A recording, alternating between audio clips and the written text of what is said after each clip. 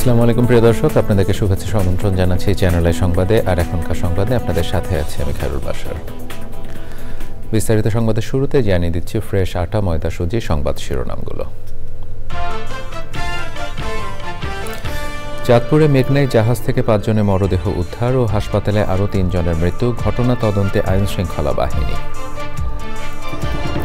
শেখ হাসিনাকে দেশে ফেরাতে ঢাকার চিঠি গ্রহণ করেছে দিল্লি, প্রাপ্তি স্বীকার করলেও কোনো মন্তব্য করেনি ভারতের পররাষ্ট্র মন্ত্রণালয়। জুলাই গণহত্যার জন্য শেখ হাসিনা ও দোসরদের ফাঁসি দাবি, কেন্দ্রীয় শহীদ মিনারে শহীদ আরাফাতের জানাজায় ছাত্র জনতার জমায়েত। নির্বাচনের মাধ্যমে ক্ষমতা হস্তান্তর করতে বিএনপির দাবি, সরকারের দায়িত্বশীলদের বিভ্রান্তিমূলক বক্তব্য না দেওয়ার পরামর্শ। শ্রদ্ধা ভালোবাসায় রাষ্ট্রীয় শোকে উপদেষ্টা হাসান আরিফকে শেষ বিদায়, সেবাবান্ধব ও জনকল্যাণমুখী কর্মজীবন অনুসরণের আহ্বান। এবং মিরপুর হোম অফ ক্রিকেটে জমকালো মিউজিক ফেস্ট, নতুন বাংলাদেশে বিপিএলকেও নতুনভাবে সাজানোর উদ্যোগ বললেন ক্রীড়া উপদেষ্টা।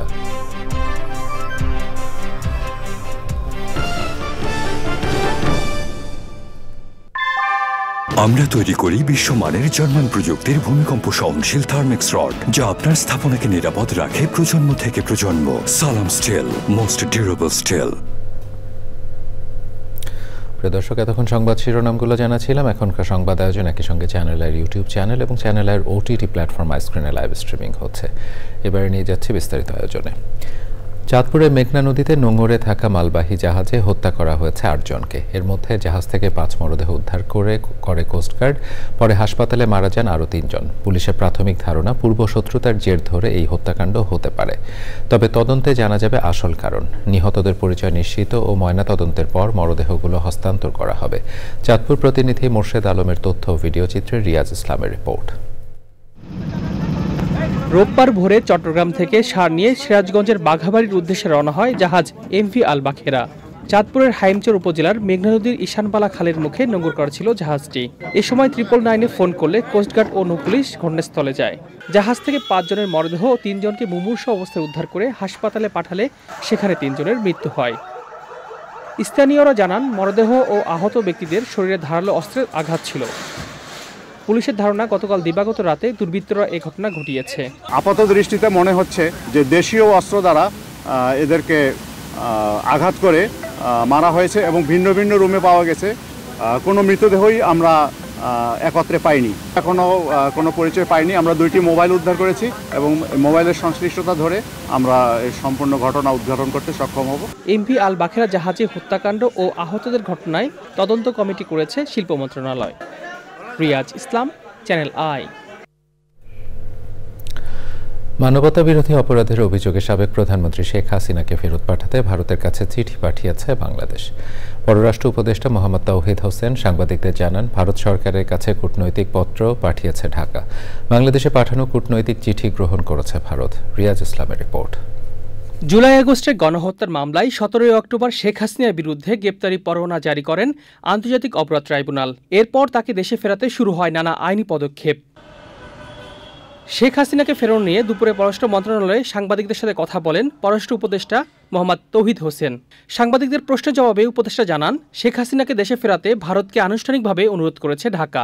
আমরা তাকে যে চাওয়া হচ্ছে ফেরত বিচার ব্যবস্থার জন্য সেটা জানিয়েছি।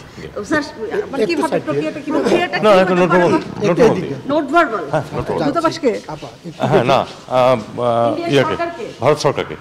এর আগে পিলখানায় বিজিবি সদর দপ্তরে স্বরাষ্ট্র উপদেষ্টা সাংবাদিকদের প্রশ্নের জবাবে জানান, ভারতের সাথে বন্দি বিনিময় চুক্তি অনুযায়ী শেখ হাসিনাকে ফেরত আনা হবে। আমাদের চিঠি অলরেডি চলে গেছে ওনাদের এক্সট্রাডিশন করার জন্য, এটা প্রক্রিয়াধীন আছে। আমাদের সাথে তো ওনাদের এক্সট্রাডিশন ট্রিটি একটা আছেই, ওই প্রক্রিয়া হবে, ওই চুক্তি অনুযায়ী হবে। বাংলাদেশের পাঠানো কূটনীতিক চিঠি পাওয়ার কথা জানিয়েছে ভারত। দিল্লিতে দেশটির পররাষ্ট্র মন্ত্রণালয়ের মুখপাত্র রণধীর জয়সওয়াল নিয়মিত ব্রিফিংয়ে একথা জানান। তবে এ নিয়ে কোনো মন্তব্য করেননি তিনি। গত 5ই আগস্ট আওয়ামী লীগ সরকারের পতনের পর ভারতে অবস্থান করছেন শেখ হাসিনা। রিয়াজ ইসলাম, চ্যানেল আই, ঢাকা। নির্ধারিত সময়ের মধ্যে সম্পদ বিবরণী দাখিল না করায় বাংলাদেশ ব্যাংকের সাবেক ডেপুটি গভর্নর শীতাংশু কুমার সুর চৌধুরী সহ অবৈধ সম্পদ দুর্নীতির অভিযোগে বিগত সরকারের কয়েকজন সাবেক মন্ত্রী এমপির বিরুদ্ধে মামলা করেছে দুদক। তদন্তে দুর্নীতি সংশ্লিষ্টতা পেলে তাদের বিরুদ্ধে ব্যবস্থা নেওয়ার কথা জানিয়েছেন দুদকের মহাপরিচালক। দুদক চেয়ারম্যানের সাথে সাক্ষাৎ করে রাজনীতিবিদদের দুর্নীতির সহায়ক হিসেবে আমলাদের বিষয়ে তদন্ত করতে দুদককে আহ্বান জানিয়েছেন গণ অধিকার পরিষদের সভাপতি নুরুল হক নুরু। রিপোর্টে জানাচ্ছেন রোকসানা আমিন। আলোচিত পিকে হালদারের আর্থিক কেলেঙ্কারিতে নাম আসায় 2022 সালে বাংলাদেশ ব্যাংকের সাবেক ডেপুটি গভর্নর এসকে সুর সহ সংশ্লিষ্টদের বিরুদ্ধে অনুসন্ধান শুরু করে দুদক। তার বিরুদ্ধে international leasing and financing services limited থেকে 2,500 কোটি টাকার বেশি অর্থ লোপাটে এসকে সুর সহ তার স্ত্রী সুপর্ণা সুর চৌধুরী ও কন্যা নন্দিতা সুর চৌধুরীর বিরুদ্ধে মামলা করেছে দুর্নীতি দমন কমিশন। অস্বাভাবিক লেনদেন ও অবৈধ সম্পদ অর্জনের অভিযোগে সাবেক মন্ত্রী অ্যাডভোকেট কামরুল ইসলাম, সাবেক প্রতিমন্ত্রী মহিবুর রহমান ও সাবেক এমপি জান্নাতারা হেনরি ও তার স্বামী শামীম তালুকদার সহ আরও কয়েকজন এমপির বিরুদ্ধে মামলা করেছে দুদক। মামলার বিস্তারিত তুলে ধরেন দুদকের মহাপরিচালক। তদন্তকালে আরও সম্পদের তথ্যাদি পাওয়া গেলে এবং আরও কোনো ব্যক্তির সম্পৃক্ততা পাওয়া গেলেও তাদেরকেও এই মামলায় সম্পৃক্ত করা হবে। নবনিযুক্ত চেয়ারম্যানের সাথে সাক্ষাৎ করতে বিকেলে দুদকের প্রধান কার্যালয়ে আসেন গণ অধিকার পরিষদের সভাপতি নুরুল হক নূর। নিশ্চয়ই এই টাকা শুধুমাত্র রাজনীতিবিদরা পাচার করে নাই, এর সাথে আমলাদেরও বড় একটা অংশের কিন্তু যোগসাজশ ছিল। রাজনীতিবিদদের পাশাপাশি আমলাদের বিরুদ্ধেও কিন্তু ব্যবস্থা নিতে হবে। এদিকে 9 প্রকল্পের 80,000 কোটি টাকার দুর্নীতির অনুসন্ধানে কেন্দ্রীয় ব্যাংকের বাংলাদেশ ফাইন্যান্সিয়াল ইন্টেলিজেন্স ইউনিটের কাছে শেখ হাসিনা সহ শেখ পরিবারের সদস্যদের ব্যাংক অ্যাকাউন্টের নথি ও বিবরণ চেয়েছে দুদক। অন্যদিকে 24 জন মন্ত্রী এমপির দ্বৈত নাগরিকত্বের তথ্য চেয়ে প্রয়োজনীয় ব্যবস্থা নিতে ইসি ও স্বরাষ্ট্র মন্ত্রণালয়ে চিঠি পাঠিয়েছে দুদক। রোকসানা আমিন, চ্যানেল আই, ঢাকা। নির্ধারিত দুর্নীতির অভিযোগ ওঠায় যুক্তরাজ্যে ক্ষমতাসীন লেবার পার্টির ট্রেজারি মন্ত্রী ও শেখ হাসিনা পরিবারের সদস্য টিউলিপ সিদ্দিককে জিজ্ঞাসাবাদ করেছেন দেশটির মন্ত্রিসভার সদস্যরা। রোববার রাতে এই তথ্য জানিয়েছে যুক্তরাজ্যের বিভিন্ন গণমাধ্যম। ব্রিটিশ সংবাদপত্র সানডে টাইমস জানিয়েছে বাংলাদেশে একটি পারমাণবিক শক্তি প্রকল্প থেকে নিজের পরিবারকে প্রায় 4 বিলিয়ন পাউন্ড আত্মসাৎ করতে সহায়তা করার অভিযোগে মন্ত্রিসভা অফিসের ন্যায় ও নৈতিকতা দল মন্ত্রী টিউলিপ সিদ্দিককে জিজ্ঞাসাবাদ করেছে। টিউলিপ সিদ্দিকের বিরুদ্ধে তার খালা ও বাংলাদেশে ক্ষমতাচ্যুত সাবেক প্রধানমন্ত্রী শেখ হাসিনাকে বিদ্যুৎ কেন্দ্রের জন্য রাশিয়ার সাথে একটি দুর্নীতি চুক্তিতে সাহায্য করার অভিযোগ উঠেছে। টিউলিপ সিদ্দিক ব্রিটেনে ক্ষমতাসীন লেবার মন্ত্রিসভা সদস্য। তিনি economy secretary to the treasury and city minister হিসেবে দায়িত্ব পালন করছেন। গত বৃহস্পতিবার টিউলিপকে জিজ্ঞাসাবাদ করা হয়, তবে এই খবরটি সামনে আসে রোববার। শেখ হাসিনার পরিবার ও তার মন্ত্রীদের বিরুদ্ধে রূপপুরের ওই প্রকল্প থেকে 3.9 বিলিয়ন অর্থাৎ 390 কোটি পাউন্ড সরিয়ে নেয়ার অভিযোগ উঠেছে।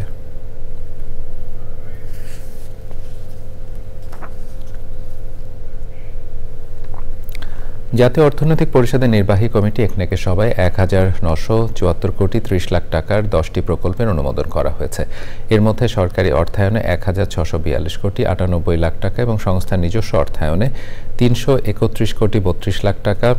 প্রধান উপদেষ্টা ও একনেকের চেয়ারম্যান অধ্যাপক মোহাম্মদ ইউনূসের সভাপতিত্বে পরিকল্পনা কমিশন এনএসসি সম্মেলন কক্ষে একনেকের সভায় এই অনুমোদন দেয়া হয়েছে। চিলমারি এলাকার নদীবন্দর নির্মাণ, আশুগঞ্জ পলাশ সবুজ প্রকল্প ও কুমিল্লা অঞ্চলে টেকসই কৃষি প্রযুক্তি সম্প্রসারণ প্রকল্প, এছাড়া পরিবেশ, বন ও জলবায়ু পরিবর্তন মন্ত্রণালয়ের একটি, বিদ্যুৎ, জ্বালানি ও খনিজ সম্পদ মন্ত্রণালয়ের 3টি, মহিলা ও শিশু বিষয়ক মন্ত্রণালয়ের 1টি এবং রেলপথ মন্ত্রণালয়ের 2টি প্রকল্পের অনুমোদন দেওয়া হয়েছে।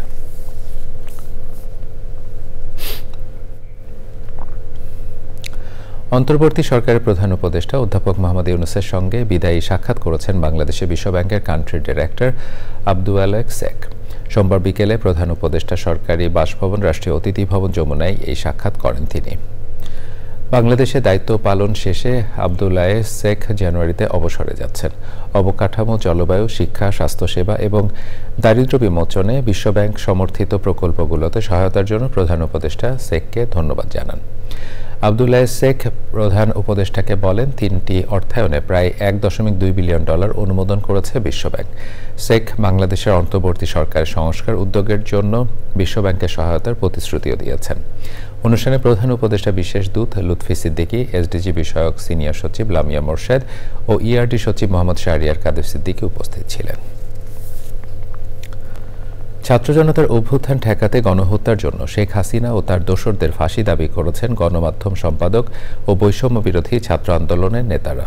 ভারতে পালিয়ে থাকা শেখ হাসিনা সহ অন্যদের বিচারের জন্য দেশে ফিরিয়ে আনার দাবিও জানান তারা। এনামুল কবির রূপমের রিপোর্ট। 5 আগস্ট মিছিলে গুলিবিদ্ধ হয়ে চিকিৎসাধীন অবস্থায় রোববার রাতে মারা যায় মাদ্রাসা ছাত্র আরাফাত। তার হত্যার জন্য শেখ হাসিনার ফাঁসির দাবিতে কেন্দ্রীয় শহীদ মিনারে সমবেত হন মাদ্রাসা ছাত্র, শিক্ষক, গণমাধ্যম সম্পাদক ও বৈষম্য বিরোধী ছাত্র আন্দোলনের নেতারা। সেখানেই হয়েছে শহীদ আরাফাতের জানাজা।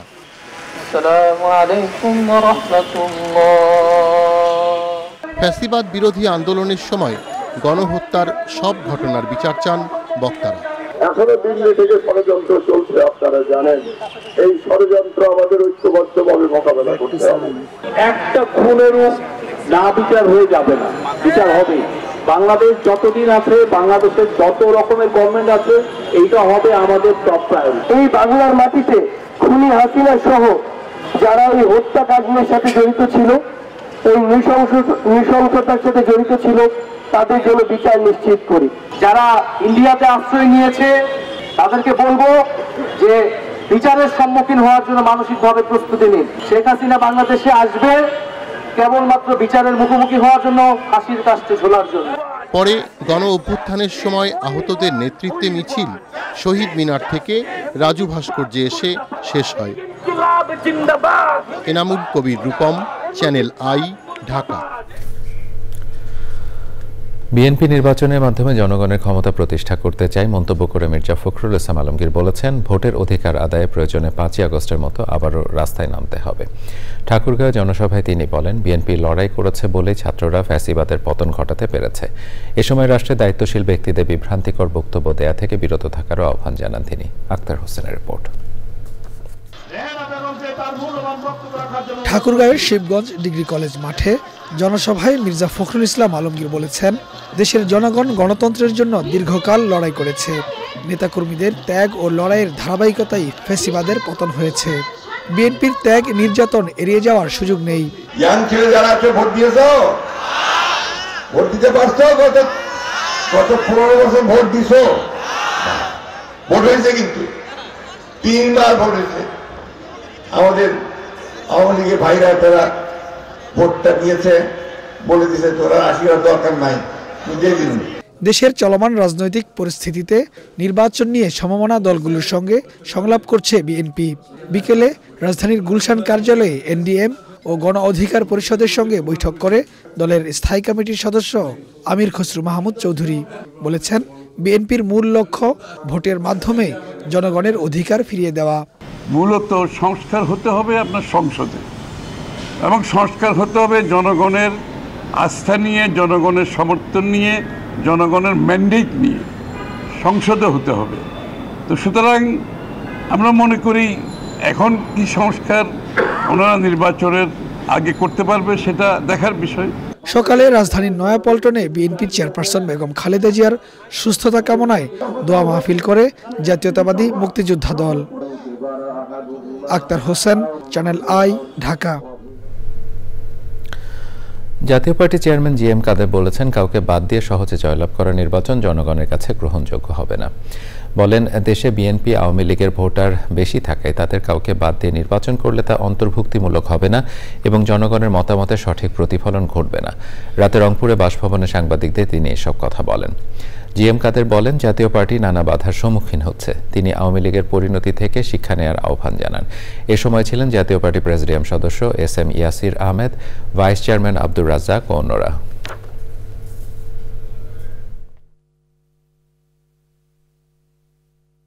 বিএনপি বা আওয়ামী লীগ যে কোনো একটি দল নির্বাচনের বাইরে থাকে, এখন বাংলাদেশের বর্তমান প্রেক্ষিতে এই দুটি দলের ভোটার সংখ্যা সবচেয়ে বেশি, তাহলে অন্তর্ভুক্তিমূলক নির্বাচন হয় না। আর অন্তর্ভুক্তিমূলক নির্বাচন না হলে সেই নির্বাচন জনগণের মতামতের সঠিক প্রতিফলন আসে না। এটা হলো বাস্তবতা, এটাকে মেনে নিয়েই আমাকে নির্বাচনে আসতে হবে। আইন বিচার ও সংসদ বিষয়ক উপদেষ্টা আসিফ নজরুল বলেছেন, বছরখানেক সময় পেলে তিনি সংস্কার কাজগুলো শেষ করে যাবেন। রাজধানীতে এক সংলাপে বক্তারা ভোটাধিকার নিশ্চিত করার উপর জোর দিয়ে সরকারকে সংস্কার ও নির্বাচন দুটোই করার তাগিদ দিয়েছেন। ওবায়দুর রশিদের রিপোর্ট। গণতান্ত্রিক পুনর্গঠনের জন্য centre for governance studies CGS এর ধারাবাহিক সংলাপ। সোমবারের বিষয় বিচার বিভাগ। শুধু নির্বাচন দিয়ে কি হবে এই সমস্ত কথা বলেন না, শুধু নির্বাচন দিয়ে কি হবে না হবে এটা যারা বলেন, 1991 থেকে 2011-12 পর্যন্ত বাংলাদেশ কিভাবে চলেছে আর 2014 থেকে 2024 পর্যন্ত কিভাবে চলেছে এটা একটু নির্মোহভাবে কম্পেয়ার করে দেখবেন। যদি বছর খানেক সময় পাই অন্তত এই কাজগুলো করে যাব, তারপর অনেক কাজ বাকি থাকবে, তারপর পলিটিক্যাল পার্টির ওনারশিপের একটা ব্যাপার আছে, নেক্সট গভর্নমেন্ট এসে অনেক কিছুই বাতিল করে দিতে পারে। রাজনীতিবিদরা সংস্কার প্রসঙ্গে বলেন, আগে নিম্ন আদালতে সংস্কার প্রয়োজন। সেই সাথে তারা বলেন, সংস্কার একটি চলমান প্রক্রিয়া। সংস্কার না নির্বাচন কোনটা করব? আরে দুটোই করবেন। কেউ যদি বলে সংস্কার না করে আমি যাব না, তা আমি তো ওইটার ভেতরে শেখ হাসিনার সুর খুঁজে পাই। চিরদিন দরকার সংস্কার পার্টির সরকার। সংস্কার হওয়ার আগে জনগণের কাছে আমরা যে কর্মসূচি তুলে ধরব সেটা আসবে নির্বাচনের সময়, কারণ জনগণ হচ্ছে সমস্ত ক্ষমতার উৎস হচ্ছে জনগণ। সংলাপে বক্তারা সুষ্ঠুভাবে ভোটাধিকার নিশ্চিত করার উপর জোর দিয়েছেন। ভোটাধিকার আর সেই জায়গাটাতে আমাদের মনোযোগ দিতে হবে এবং ভোট দিয়ে আমরা যাদেরকে নির্বাচিত করি না কেন তারা যে একেবারে গণতান্ত্রিক হয়ে উঠবেন সেই আশা করাটাও ঠিক হবে না। জুডিশিয়ারি এবং গণমাধ্যম এই দুটো জায়গা যদি ঠিকঠাক মতো কাজ করে এবং অন্যের প্রভাবমুক্ত হয়ে কাজ করতে পারে, আমি মনে করি বাংলাদেশের একটা গণতান্ত্রিক বাংলাদেশ হিসেবে বিশ্বের বুকে মাথা তুলে দাঁড়াবার জন্য খুব বেশি সময় অপেক্ষা করতে হবে না। আদালতে মামলা জটের কথা উল্লেখ করে সংলাপে বক্তারা শিগগিরই তার সমাধানের উপর জোর দেন। ওবায়দুল রশিদ, চ্যানেল আই, ঢাকা। অন্তর্বর্তী সরকারের ভূমি, বিমান ও পর্যটন উপদেষ্টা এফ হাসান আরিফকে মিরপুরের শহীদ বুদ্ধিজীবী কবরস্থানে দাফন করা হয়েছে। ভূমি ও বিমান সচিব বলেছেন, দায়িত্ব নেয়ার পর অল্প সময়ের মধ্যে মন্ত্রণালয়গুলোকে সেবাবান্ধব ও জনকল্যাণমুখী করার চেষ্টা করেছেন উপদেষ্টা হাসান আরিফ। আইন অঙ্গনে অবদান রাখার পাশাপাশি বাবা হিসেবে হাসান আরিফ যথাযথভাবে দায়িত্ব পালন করেছেন বলে মনে করেন তার একমাত্র ছেলে। তার মৃত্যুতে আজ রাষ্ট্রীয় শোক পালন করা হচ্ছে। মাসুর শাকিলের রিপোর্ট। সকালে সম্মিলিত সামরিক হাসপাতাল সিএমএইচ-এর হেমেগার থেকে এফ হাসান আরিফের মরদেহ নিয়ে যাওয়া হয় মিরপুর বুদ্ধিজীবী কবরস্থানে। সে সময় ছিলেন স্বরাষ্ট্র উপদেষ্টা ও শিল্প উপদেষ্টা সহ সরকারের ঊর্ধ্বতন ব্যক্তিরা। যথাযথ মর্যাদায় দাফন সম্পন্ন করে তার আত্মার মাগফিরাত কামনা করে মোনাজাত করা হয়। সহকর্মীরা হাসান আরিফের স্মৃতিচারণ করে তার নির্দেশনা অনুযায়ী কাজ করার আশা প্রকাশ করেন। আমরা যেসব মন্ত্রণালয় তার অধীনে কাজ করেছি, আমরা তার কথা অনেকদিন স্মরণ রাখতে হবে, কারণ তিনি ব্যক্তিগতভাবে মানুষ হিসেবে সাদা মনের মানুষ ছিলেন, খোলা মনের মানুষ ছিলেন। স্যারের যে অবদান, স্যারের যে কর্মনিষ্ঠা, তিনি একজন কাজ পাগল মানুষ ছিলেন। স্যার এই অল্প সময়ের মধ্যে সব কটা তার অর্গানাইজেশন পরিদর্শন করে প্রত্যেকের দিক নির্দেশনা দিয়েছেন যে কোন জায়গায় কি করতে হবে। হাসান আরিফের পরিবার সবার কাছে দোয়া চেয়েছেন। এক ভাই এক বোন, আমরা দুজনেই বাসা থেকেই কি বলবো একেবারে কোর্টের একটা আবহে বড় হয়েছি। যেমন আমাদের যেটাই প্রয়োজন হতো সপ্তাহের 6 দিন সেটা আমরা বাবাকে বলতে পারতাম না, এটা সপ্তাহে শনিবার শুধুমাত্র মেনশন ডে হিসেবে আমার জন্য বরাদ্দ ছিল। যা কিছু লাগবে সেটা শুধুমাত্র শনিবার বলবো। তো এ ধরনের অনেক খুঁটিনাটি বিষয় ছিল। আমাদের সাথে বাবার যে সম্পর্কটা এরকমই ছিল।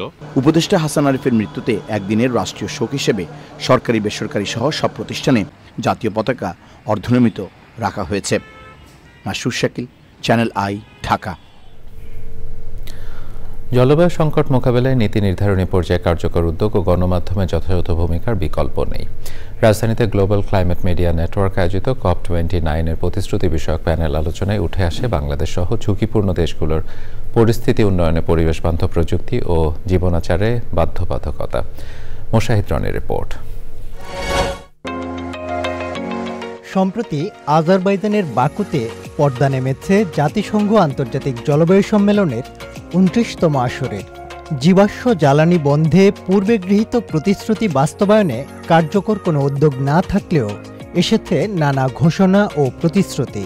জলবায়ু অভিঘাত মোকাবিলায় উন্নয়নশীল দেশগুলোর 1.3 ট্রিলিয়ন মার্কিন ডলার চাহিদার বিপরীতে 2035 সালের মধ্যে 300 বিলিয়ন মার্কিন ডলার অর্থায়ন নিশ্চিতের সিদ্ধান্ত এসেছে।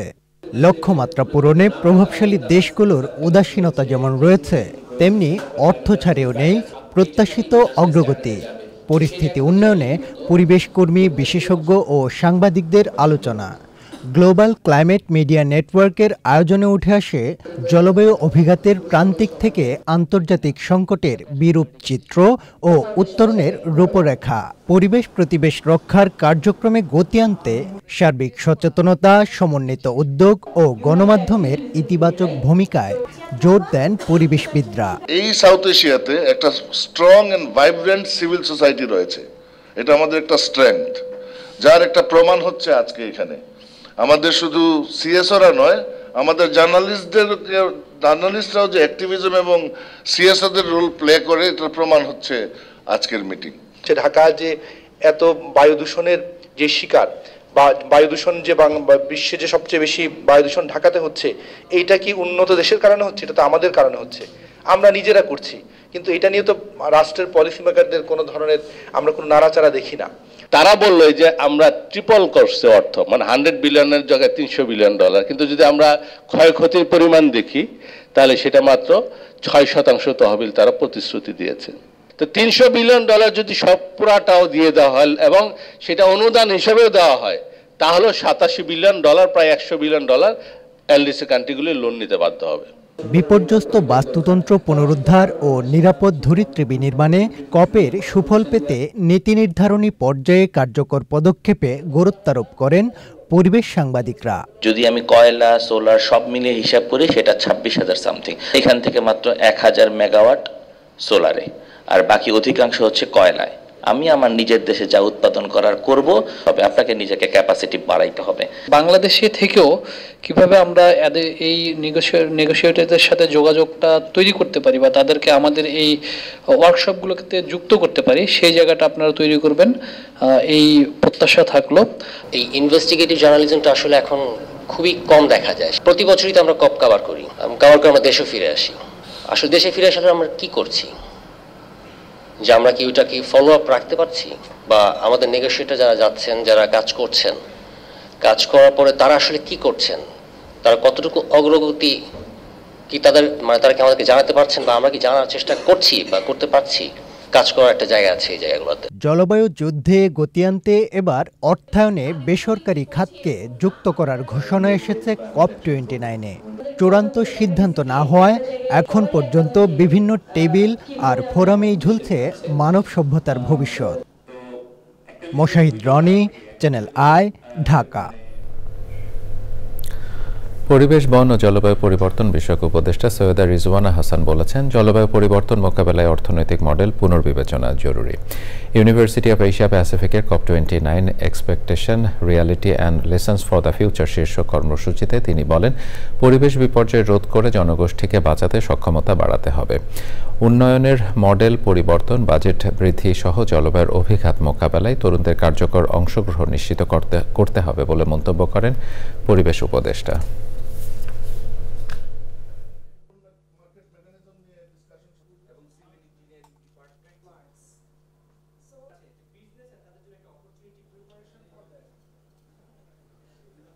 পৃথিবীকে বাঁচাতে হলে জলবায়ু পরিবর্তনের এই প্রক্রিয়াটাকে আমাদের রোধ করতে হবে। উন্নয়নের মডেলটাকে আবার নতুন করে ভাবতে হবে। সেরকমভাবে আমাদেরকেও লাইফস্টাইল চেঞ্জের দিকেও তো যেতে হবে। ব্যক্তি জীবনে পলিথিন শপিং ব্যাগ, নিষিদ্ধ পলিথিন শপিং ব্যাগ ব্যবহার করা থেকে বিরত থাকেন এবং আপনাদের ক্যাম্পাসে সকল সিঙ্গেল ইউজ প্লাস্টিকের এন্ট্রি বন্ধ করে দেন এবং নিরাপদ বিকল্প যা সহজেই পাওয়া যায় সেটা করতে বাচ্চাদেরকে একটু উদ্বুদ্ধ করেন, সেখান থেকেও তাদের মনোজগতে একটা বড় পরিবর্তন আসবে। এবারে স্পোর্টস।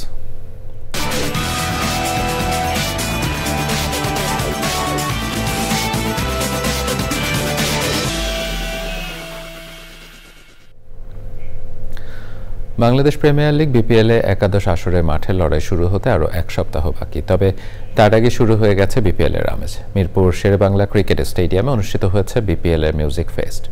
সেখানে বিপিএলের উদ্বোধন ঘোষণা করেছেন ক্রীড়া উপদেষ্টা আসিফ মাহমুদ সজীব ভুঁইয়া।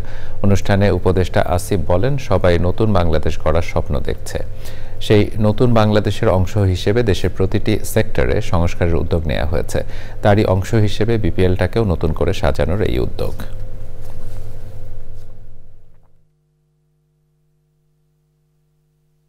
আপনারা দেখেছেন যে এবারের বিপিএলে থিম সং, তারপর যেই মাস্কট সহ কিছু নতুন নতুন উদ্যোগ গ্রহণ করা হয়েছে এবং মাঠের খেলাও যেন উপভোগ্য হয়, সেজন্য বিসিবি অনেক কাজ করেছে আজকের এই আয়োজনকে সফল করার জন্য এবং একটি সুন্দর বিপিএল সবাইকে উপহার দেওয়ার উদ্যোগ নেওয়ার জন্য বিসিবিকে ধন্যবাদ জানাই।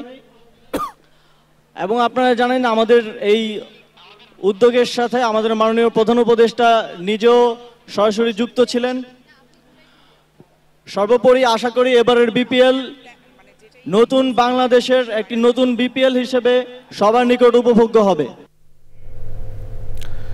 এসো দেশ বদলায় পৃথিবী বদলায় স্লোগান নিয়ে বিপিএলে একাদশ আসরের উদ্বোধনের মাধ্যমে শুরু হলো তারুণ্যের উৎসব 2025। উদ্বোধনী অনুষ্ঠানে গান পরিবেশন করেন উপমহাদেশের বিখ্যাত সঙ্গীত শিল্পী রাহাত ফতেহ আলী খান সহ দেশের জনপ্রিয় শিল্পীরা। বিপিএল আয়োজনে বিসিবিকে সহযোগিতা করেছে যুব ক্রীড়া মন্ত্রণালয়। তানভীর আহমেদের রিপোর্ট। একদিনের ব্যবধানে ঢাকায় আবারও রাহাত ফতেহ আলী খানের কনসার্ট, তাতেও দর্শকদের আগ্রহের কমতি ছিল না। বিকাল 5:30টার দিকে যুব ও ক্রীড়া উপদেষ্টা আসিফ মাহমুদ সজীব ভুঁইয়া বিপিএলের উদ্বোধন ঘোষণা করেন। মঞ্চে তার সঙ্গে ছিলেন বিসিবি সভাপতি ফারুক আহমেদ ও জুলাই আগস্ট বিপ্লবে আহত বীর যোদ্ধারা। আমার মনে হয় যে এইবারের বিপিএলটা আপনারা এর মধ্যে জেনে গেছেন, অনেকগুলা কাজ করেছি, বিশেষ করে চিফ অ্যাডভাইজার অ্যান্ড আমাদের স্পোর্টস অ্যাডভাইজার দুইজনের ডিরেকশনে আমরা থিম সং লঞ্চ করেছি, তারপর আমরা গ্রাফিটি লঞ্চ করেছি। So series of events. এখন আমরা অপেক্ষা করছি এই কনসার্টগুলো শেষ হওয়ার পরে আমাদের মেইন ইভেন্ট যেটা খেলা সেটা শুরু হবে। উদ্বোধনের পর একে একে গান পরিবেশন করেন এভয়েড রাফা, মুজা, জেফার এবং মাইলস।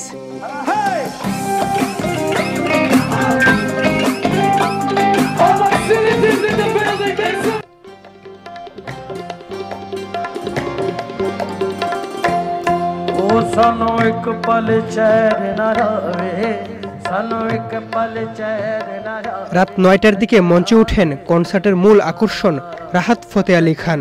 তার জনপ্রিয় গানগুলো বিভোর হয়ে শুনেন ভক্তরা।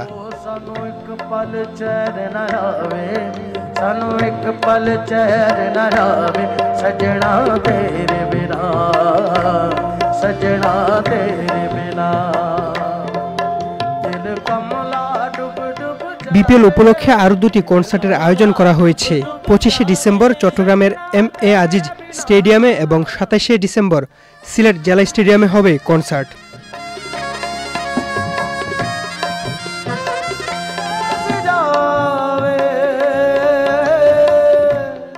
Tanvir Ahmed, channel I, Dhaka. বাংলাদেশের নারী ক্রিকেটে ঘরোয়া আসরে প্রথম শ্রেণী 3 দিনের ম্যাচে প্রথম সেঞ্চুরি হাঁকিয়ে ইতিহাস গড়েছেন টিম টাইগ্রেসের অধিনায়ক নিগার সুলতানা জ্যোতি। শনিবার রাজশাহীতে শুরু হয়েছে বিসিএল ওমেন্স ক্রিকেট টুর্নামেন্ট। মধ্যাঞ্চল ও উত্তরাঞ্চলের ম্যাচ ড্র হলেও প্রথম সেঞ্চুরি হাঁকান মধ্যাঞ্চলের অধিনায়ক জ্যোতি। জ্যোতির পর একই দিনে একই ম্যাচে সেঞ্চুরি করেছেন আরেক তারকা উত্তরাঞ্চলের ওপেনার ফারজানা হক। জ্যোতির ইতিহাস গড়ার খবর রিপোর্টে জানাচ্ছেন সাইদুর রহমান শামীম। বাংলাদেশের মেয়েরা প্রথম শ্রেণীর ক্রিকেটে পা রেখেছে শনিবার রাজশাহীতে বিসিএল টুর্নামেন্ট দিয়ে। খেলা মাঠে গড়াতে না গড়াতেই দুদিনের মধ্যে দারুণ এক ইনিংস খেলে ইতিহাসের নাম লেখানোর পাশাপাশি জ্যোতি ছড়ালেন বাংলাদেশ নারী ক্রিকেট দলের ক্যাপ্টেন নিগার সুলতানা জ্যোতি। বাংলাদেশের নারীদের প্রথম শ্রেণীর ক্রিকেটে প্রথম সেঞ্চুরি রেকর্ড গড়েছেন জ্যোতি। মধ্যাঞ্চলের জ্যোতি উত্তরাঞ্চলের বিপক্ষে 3 দিনের ম্যাচের শেষ দিনে সেঞ্চুরি করেছে। আগের দিন 85 রানে অপরাজিত থাকা নিগার সোমবার উত্তরাঞ্চলের জান্নাতুল ফেরদৌসের বলে সিঙ্গেল নিয়ে 215 বলে করেন বাংলাদেশের নারী ক্রিকেটের প্রথম শ্রেণীর ম্যাচে সেঞ্চুরি। শেষ পর্যন্ত 253 বলে 20-4 ও 2 ছক্কায় 153 রান করে অপরাজিত থাকেন ম্যাচ সেরা পারফর্মারের পুরস্কার জেতা জ্যোতি। মধ্যাঞ্চল ও উত্তরাঞ্চলের এই ম্যাচটি ড্র হলেও নিগারের সাথে পাল্লা দিয়ে ব্যাটে রানের বান ছুটিয়েছেন জাতীয় দলের ওপেনার ফারজানা হক। প্রথম ইনিংসে 86 রান করে আউট হওয়া উত্তরাঞ্চলের ওপেনার ফারজানা দ্বিতীয় ইনিংসে ইসমাত তানজিমের সাথে 196 রানের ওপেনিং পার্টনারশিপ গড়েন, পাশাপাশি হাঁকিয়েছেন ম্যাচের দ্বিতীয় সেঞ্চুরি। রাজশাহীর শহীদ কামরুজ্জামান স্টেডিয়াম ফিরে এলো 2019-এর স্মৃতি।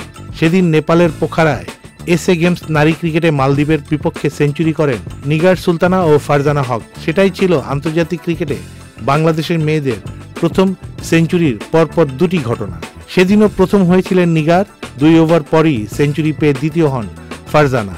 এছাড়া এই ম্যাচে বল হাতে মধ্যাঞ্চলের নাহিদা আক্তার 48 রানে নেন 7 উইকেট।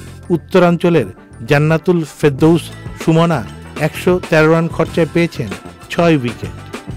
রান উৎসবের এই ম্যাচটি শেষ পর্যন্ত ড্র হয়েছে। সিলেটে এনসিএল টি20 টুর্নামেন্টের ফাইনাল মঙ্গলবার। বাংলাদেশ ক্রিকেট বোর্ডের উদ্যোগে প্রথমবার আয়োজিত এই টুর্নামেন্টের শিরোপার লড়াই মুখোমুখি হবে ঢাকা মেট্রো ও রংপুর বিভাগ। সিলেট আন্তর্জাতিক ক্রিকেট স্টেডিয়ামে ফাইনাল ম্যাচটি শুরু হবে দুপুর 12:30টায়। দ্বিতীয় কোয়ালিফায়ার ম্যাচে খুলনা বিভাগকে 18 রানে হারিয়ে ফাইনালে এসেছে ঢাকা মেট্রো, আর খুলনা ও চট্টগ্রামকে পেছনে ফেলে ফাইনালে টিকিট পেয়েছে রংপুর। 8 দলের এই টুর্নামেন্টের জন্য অর্থ পুরস্কার ঘোষণা করেছে বিসিবি। চ্যাম্পিয়ন দল পাবে 20 লাখ টাকা ও রানার্স আপ পাবে 10 লাখ। টুর্নামেন্টের সেরা খেলোয়াড়কে 1 লাখ এবং সেরা ব্যাটসম্যান ও বোলারকে দেয়া হবে 50,000 টাকা করে। সেরা মানের টি20 খেলোয়াড় বের করে আনতেই এই টুর্নামেন্টের আয়োজন করে বোর্ড।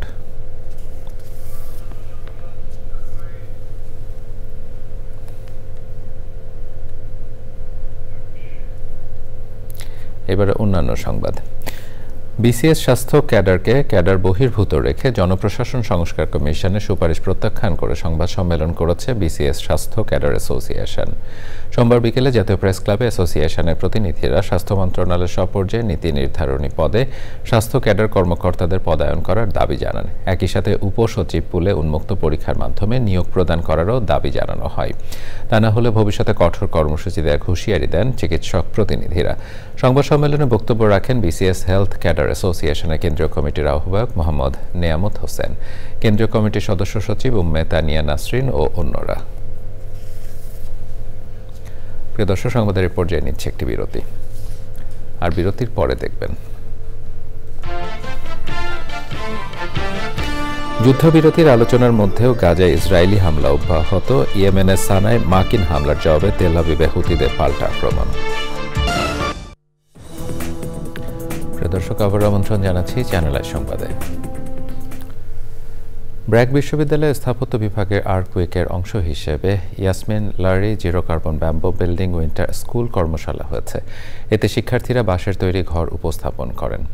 শিক্ষার্থীদের বানানো ঘর দেখে উচ্ছ্বাস প্রকাশ করেন উপমহাদেশের প্রখ্যাত স্থপতি ইয়াসমিন লারি। জাকি আক্তারের রিপোর্ট। পরিবেশ বান্ধব ঘর তৈরিতে ব্যস্ত শিক্ষার্থীরা। বাঁশ কেটে ফালি করা, বেত বোনা থেকে শুরু করে 8 কোণা ছাদ তৈরি চলছে ঘর বানানোর সব কাজ। কেউ কেউ রং তুলির ছোঁয়ায় খেজুর পাতার পাটিতে ফুটিয়ে তুলেছেন শিল্প। রিভা গোল্ড মেডেলে ভূষিত স্থপতি ইয়াসমিন লারির পরিবেশ বান্ধব ও প্রাকৃতিক দুর্যোগ সহনশীল স্থাপত্য কর্মে অনুপ্রাণিত হয়ে ব্র্যাক বিশ্ববিদ্যালয়ের স্থাপত্য বিভাগে কর্মশালার আয়োজন। থ্রু দিস ওয়ার্কশপ আমরা এই যে বাঁশ দিয়ে কাজ করছি, নট দিচ্ছি, চাটাই বুনছি। So this is a whole new experience. পভার্টির বিলো লাইন, তাদের জন্য এই ধরনের স্ট্রাকচার ডেফিনেটলি ইমপ্লিমেন্ট করা উচিত। এমনভাবেই বানানো যে যারা মহিলারা বা ইয়াং বাচ্চারা তারা যেন নিজেরা বানাতে পারে। শিক্ষার্থীদের এমন কাজে গর্বিত বিভাগের শিক্ষকরাও। এই প্রজন্ম খুব এগুলাতে খুব পার্টিসিপেট করবে না। I am seeing the total different picture here and we can see from আমাদের দেশের নারীরাই নিজেরা তারা এটা করে ফেলতে পারে। হ্যাঁ, এইটা হচ্ছে যে ইম্পর্টেন্ট একটা ব্যাপার। বিশ্ববিদ্যালয়ের ছাদে এমন কর্মযজ্ঞ ঘুরে দেখেন ইয়াসমিন লারি। শিক্ষার্থীরাও তাদের অভিজ্ঞতার কথা তুলে ধরেন। Climate change is a reality for all of us. It's hitting all of us, all around the world. It's not Bangladesh and Pakistan alone, you know. So everywhere, I think architects have to know that they the way they build today, it emits something like 40% of world energy is because of these buildings. বাঁশের এই ঘর নারীর ক্ষমতায়নের প্রতীক বলে মনে করেন বিশ্ববিদ্যালয়ের স্থাপত্য বিভাগের চেয়ারম্যান। আর্কিটেকচার করা যায় কমিউনিটিকে নিয়ে, তারাই কিন্তু বানাচ্ছে, বিভিন্ন জায়গায় ওরাই বানাচ্ছে এবং ওরা বানাতে পারবে এবং অত অর্থ লাগবে না, নো ডোনেশন, জিরো চ্যারিটি উনি বলছেন, তো এটা অনেক সাকসেসফুল হয়েছে। ভবিষ্যতে এমন আয়োজনের মাধ্যমে পরিবেশ বান্ধব ও ভবিষ্যৎমুখী নতুন নতুন আরও নকশা উদ্ভাবন হবে বলে মনে করেন শিক্ষক ও শিক্ষার্থীরা। Zakia Akhtar, channel I, Dhaka.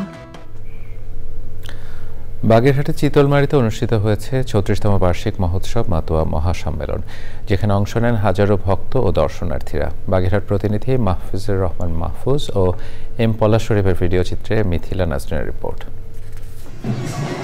বাগেরহাটের চিতলমারী উপজেলার সদর ইউনিয়নের নবঘাট আরুলিয়া শ্রী শ্রী হরি গুরুচাঁদ সেবাশ্রমে ৩৬তম বার্ষিক মহোৎসব মতুয়া মহাসম্মেলন হয়েছে।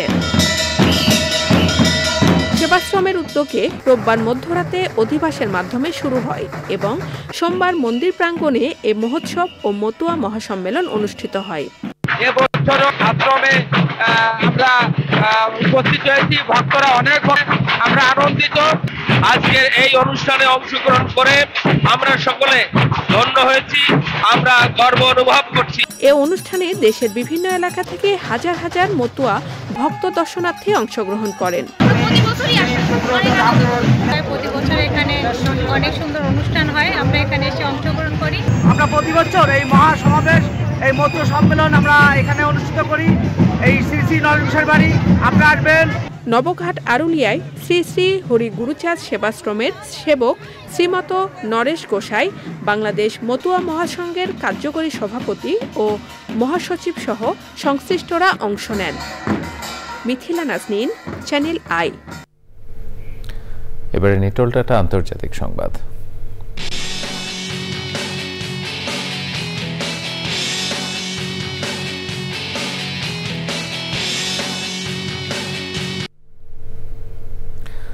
গাজায় যুদ্ধবিরতি আলোচনার মধ্যেও হামলা অব্যাহত রেখেছে ইসরায়েলি সেনারা। গাজার আল মাউসি শরণার্থী শিবিরে ইসরায়েলি বোমা হামলায় ৭ জন এবং মুসা বিন নুসাইর স্কুলে ক্ষেপণাস্ত্র হামলায় শিশুসহ ৯ জন নিহত হয়েছে। এ নিয়ে ২৪ ঘণ্টায় ৫০ ফিলিস্তিনি নিহত হয়েছে বলে জানিয়েছে দেশটির স্বাস্থ্য মন্ত্রণালয়। এছাড়াও কামাল আদওয়ান হাসপাতালে হামলা ও অবরোধ অব্যাহত রেখেছে ইসরায়েল। চিকিৎসা কাজে পর্যাপ্ত সরঞ্জাম না থাকায় হাসপাতালে ভর্তি অসুস্থ রোগীদের অবস্থা খারাপের দিকে যাচ্ছে বলে জানিয়েছেন হাসপাতালটির প্রধান। অন্যদিকে যুক্তরাষ্ট্রের সেনাবাহিনী ইয়েমেনের রাজধানী সানাতে হামলা চালিয়েছে। জবাবে কয়েক ঘণ্টা পরে ইসরায়েলের রাজধানী তেল আবিবে ক্ষেপণাস্ত্র হামলা চালিয়েছে হুতিরা। এবার আইস্ক্রিন সাংস্কৃতিক সংবাদ।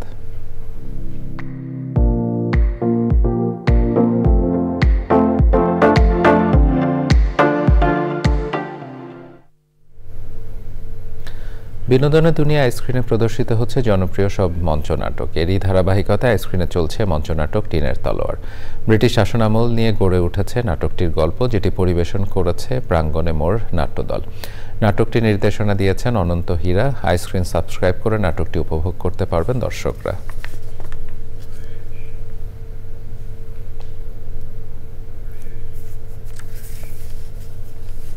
প্রিয় দর্শক, আমাদের এই পর্যায়ে আবারও নিচ্ছে একটি বিরতি। বিরতির পরে দেখবেন কুমিল্লায় মুক্তিযোদ্ধা আব্দুল হাইকে মানহানির ঘটনায় প্রধান উপদেষ্টা প্রেস উইং এর নিন্দা, দোষীদের আইনের আওতায় আনার নির্দেশ। কুমিল্লার ১৪ গ্রামে বীর মুক্তিযোদ্ধা আব্দুল হাইকে মানহানির ঘটনায় তীব্র নিন্দা জানিয়েছে প্রধান উপদেষ্টা প্রেস উইং। এক বিবৃতিতে আইন নিজের হাতে তুলে নেয়ার থেকে বিরত থাকার আহ্বান জানানো হয়েছে। পুলিশ ও স্থানীয় প্রশাসনকে ঘটনা তদন্ত করে দোষীদের আইনের আওতায় আনার জন্য নির্দেশ দেওয়া হয়েছে বিবৃতিতে। স্থানীয় পুলিশ জানিয়েছে আব্দুল হাই হত্যাসহ ৯টি মামলার আসামি।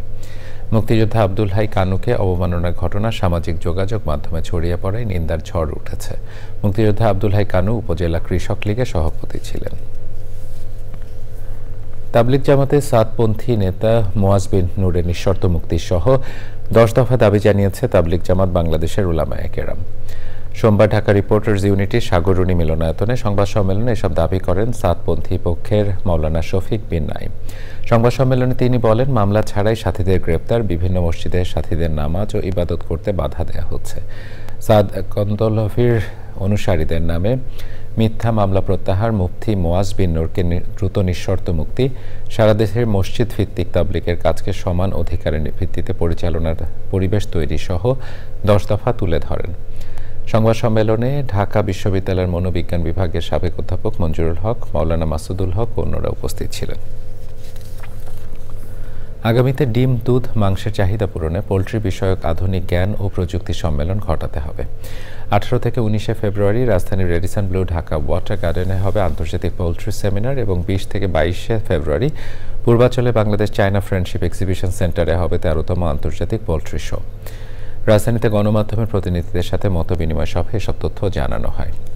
World poultry science association Bangladesh শাখা সভাপতি মশিউর রহমানের সভাপতিত্বে সংবাদ সম্মেলনে বক্তব্য রাখেন সংগঠনের সাধারণ সম্পাদক ডাক্তার বিপ্লব কুমার প্রামাণিক।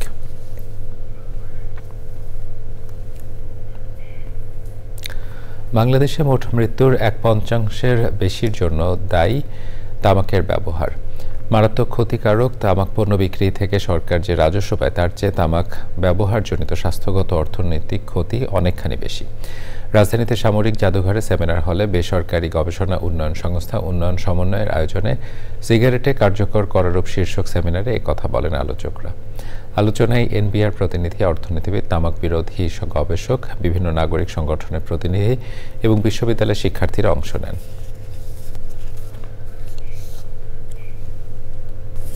প্রিয় দর্শক, এর সাথে সংবাদের শেষ ভাগে আমরা যাবার আগে ফ্রেশ আটা, ময়দা, সুজি সংবাদ শিরোনামগুলো জানিয়ে দিচ্ছি আরও একবার।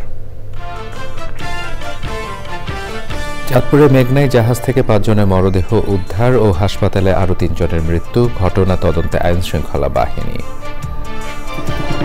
শেখ হাসিনাকে দেশে ফেরাতে ঢাকার চিঠি গ্রহণ করেছে দিল্লি, প্রাপ্তি স্বীকার করলেও কোনো মন্তব্য করেনি ভারতের পররাষ্ট্র মন্ত্রণালয়। জুলাই গণহত্যার জন্য শেখ হাসিনা ও দোসরদের ফাঁসি দাবি, কেন্দ্রীয় শহীদ মিনারে শহীদ আরাফাতের জানাজায় ছাত্র জনতার জমায়েত।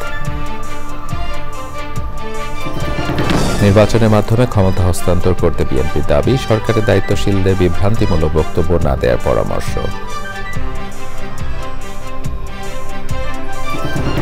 শ্রদ্ধা ভালোবাসায় রাষ্ট্রীয় শোকে উপদেষ্টা হাসান আরিফকে শেষ বিদায়, সেবাবান্ধব ও জনকল্যাণমুখী কর্মজীবন অনুসরণের আহ্বান। এবং মিরপুর হোম অফ ক্রিকেটে জমকালো মিউজিক ফেস্ট, নতুন বাংলাদেশে বিপিএলকেও নতুনভাবে সাজানোর উদ্যোগ বললেন ক্রীড়া উপদেষ্টা।